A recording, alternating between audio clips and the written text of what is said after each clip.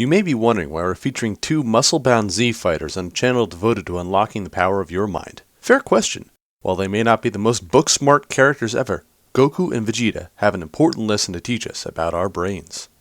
Welcome to Unleash the Ultramind, where we help you unlock the hidden powers of your brain.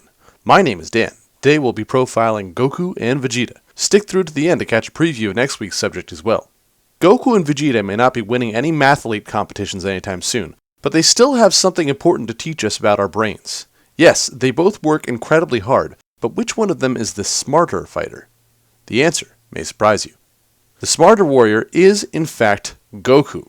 Now, you may be crying foul. Vegeta is, after all, often portrayed as the smarter cynic, whereas Goku is the wide-eyed and goofy idealist. However, Goku's got one mental trick up on Vegeta, and it's the reason he always beats Vegeta, even though in some ways Vegeta seems to work 1,000,000,000 times harder. That mental trick is called deliberate practice. What is deliberate practice? Well, deliberate practice is a method of practicing a skill to optimally increase that skill. You've heard the phrase practice makes perfect, but the reality is that perfect practice makes perfect. If you practice a lot, but you practice incorrect moves or habits, all you're doing is reinforcing the wrong thing. Deliberate practice is breaking down an individual skill, working on its individual elements, and improving them individually to give you a greater mastery of the whole skill.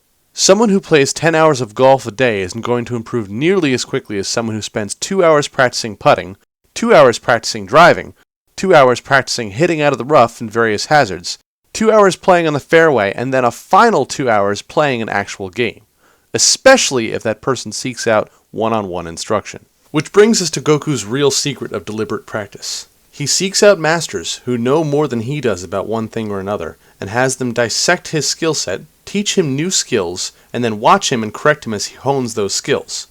His time with Master Roshi, Mr. Popo, King Kai, and other awesome instructors has taught him such skills as the Kamehameha Wave, the Kaioken attack, and more. Vegeta, on the other hand, is often too proud or vain to submit to such masters. Instead, he trains alone in increasingly more difficult conditions, but never actually increases his skill level. He increases his strength, but his overall skills take much longer to improve. Learning new skills through deliberate practice requires you to develop different frames of reference for that skill. For instance, if you're looking to learn an instrument, you can develop a frame of reference for how it feels to play that instrument just by practicing it. But you can also develop a frame for how it sounds to play a certain piece by listening to a professional musician play it.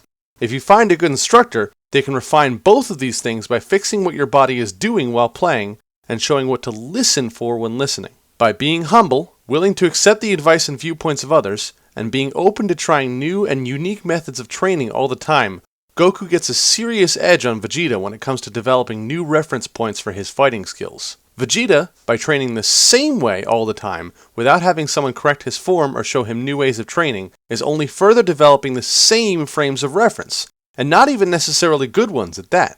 He's getting stronger, sure, but he's not becoming more skilled. Now, in the Dragon Ball Super show, we see Vegeta seek out an instructor before Goku for the first time ever when he leaves to train with Whis. While it appears through recent episodes in the show that Goku is still his superior in combat, it is only through using techniques he learned from previous deliberate practice sessions, like the Kaioken attack, that he is able to surpass Vegeta. Whether or not this new side of Vegeta will result in him gaining the upper hand on Goku eventually, I'm not sure, but it will definitely be interesting to see. So, to review, Goku is the smarter warrior of the two because of his penchant for deliberate practice. To follow the idea of deliberate practice, you need to 1. Break skills down to their elements and practice those elements individually. 2. Seek out a more experienced or knowledgeable person than yourself to oversee your practice. And 3. Develop new frames of reference to increase your mastery of a skill. Now, unfortunately, practice is often super boring. We have a tendency to put off practicing for a certain skill when we're trying to develop it, even though we know we need to practice if we want to get better. If you've ever found yourself having a hard time with procrastination, and let's be honest, we all have, then click here to get my free video on how to crush procrastination and start doing what you need to do. I'll take you through my 4 favorite techniques for starting to do what you know you should be doing rather than putting it off until later. Just click here to get the video right now. Next week on Unleash the Ultramind. He's been called the real-life Tony Stark, and some say that he is single-handedly dragging humanity into the future. Our next subject is none other than Elon Musk. Tune in next week to see how you can be more like the most well-known futurist of our time.